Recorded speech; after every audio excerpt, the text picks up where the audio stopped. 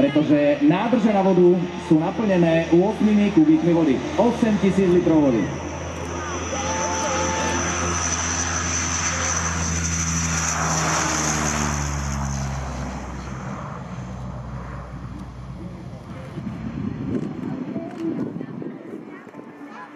No, keď sme sa bavili o tých koňoch a o 210 koňoch v predošlej ukážke, tak aktuálne si môžeme všimnúť mohutné dvojité turbovrtuľové motory Čenko i20. Každý s výkonom viac ako 4000 koní. Každý nenaplňa Green Deal.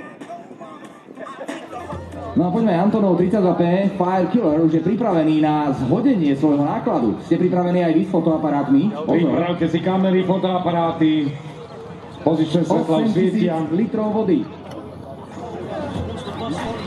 Poďme na to, poďme na to. A teplo je, daj to trošku bližšie. Nech sa nám ujde.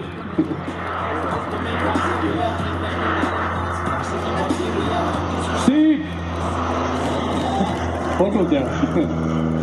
Kde sa voda sypala? Oj!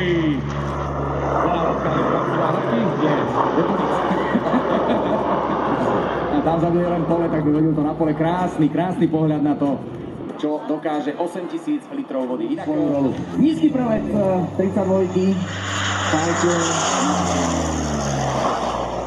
Ak hovoríme o tom šučnej dielni Antonov, nemôžeme zabudnúť ani na ďalšieho. Ja s obľubou počas tohto festivalu používam slovo ťažného koňa a ďalšieho ťažného koňa aeroklubov v celom socialistickom sektore v Afrike a tak ďalej. Najväčší asi ten, že tá nočná show je všetky festivalskejšia a taká krajšia pre oko a pre diváka. Samozrejme, že aj tá denná show má čosi do seba a čo sa týka tej dennej show, tak je to asi pre pilotov trošku náročnejšie, keďže je teplo, je nejaká termika, niekedy môže to počasie, tie poveternostné podmienky stiažiť ten let, keďže sú to... Ale počkaj.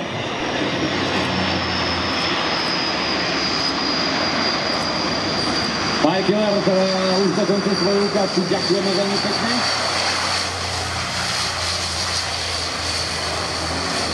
Lietadlak Viper, tak tam je jeden zásadný, jeden obrovský rozdiel. Tie výbavy samozrejme môžu mať rozličné úrovne, keď avioniky môžu byť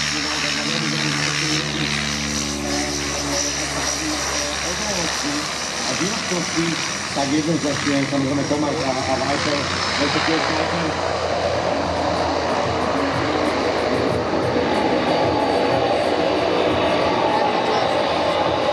musíme počkať na zvuk.